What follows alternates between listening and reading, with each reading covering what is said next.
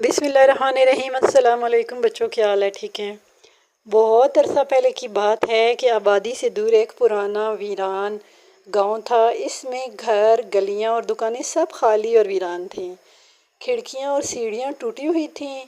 ये जगह चूहों के भागने, कूदने और शोर व गुल मचाने के लिए बहुत उम्दा थी।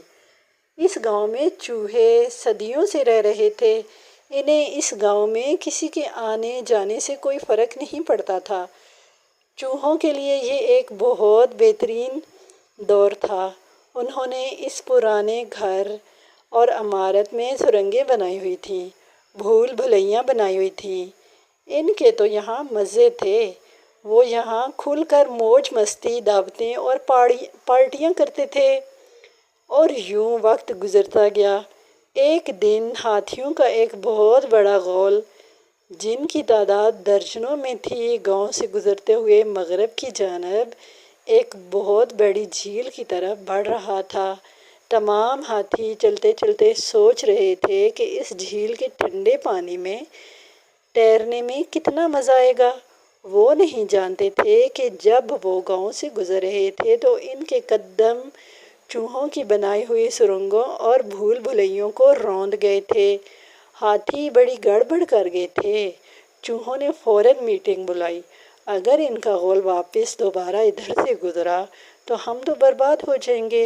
एक चूहा पुकारा, हम इन्हें अब मौका ही नहीं देंगे। एक और पुकारा।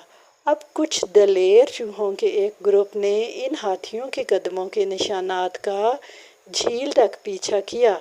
वहाँ इन्हें हाथियों का बादशाह मिला। बादशाह के सामने झुकते हुए एक चूहा बाकी सब की नुमाइंदगी करते हुए बोला, बादशाह सलामत, यहाँ से हमारी चूहों की आबादी ज़्यादा दूर नहीं है। ये इसी पुराने वीरान गांव में है जिससे आप गुजर कर आए हैं। आपको याद तो होगा। जी जी, मुझे याद है, हाथी बादशाह ने कहा। हम हाथी हैं, हमें नहीं मालूम हुआ कि वहाँ चूहों की आबादी मौजूद है। वाह वाह, आपको नहीं मालूम था? इस चूहे ने तंज से कहा। आपके रेवड़ ने इन बहुत से घरों को बर्बाद कर दिया, तबाह कर दिया, जहाँ हम सैकड़ों साल से रह रहे हैं।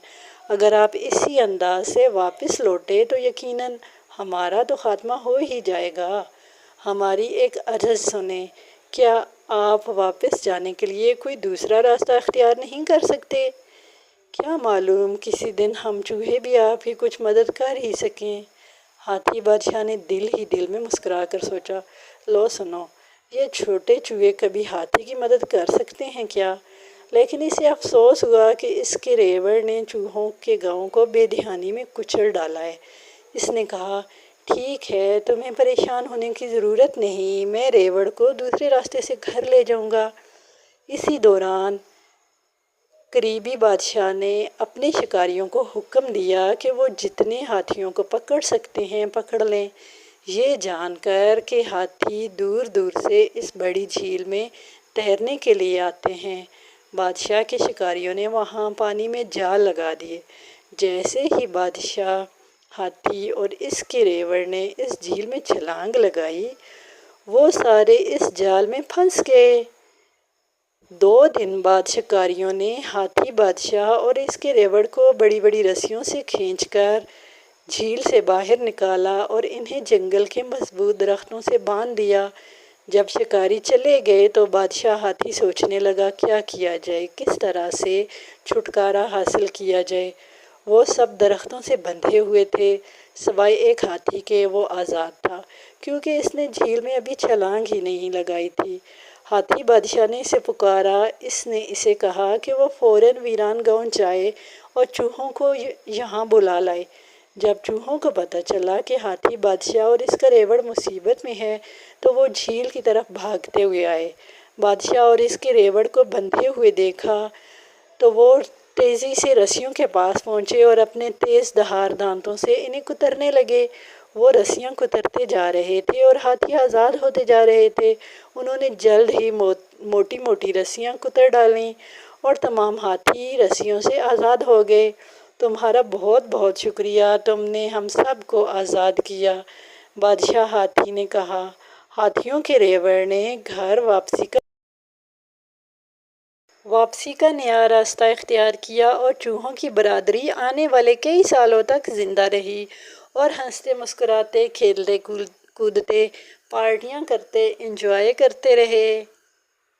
امید کرتی ہوں بچوں آپ کو آج کی سٹوری بھی پسند آئی ہوگی۔ چینل کے ساتھ جڑے رہیے، سبسکرائب کیجیے، لائک کیجیے۔ اللہ حافظ۔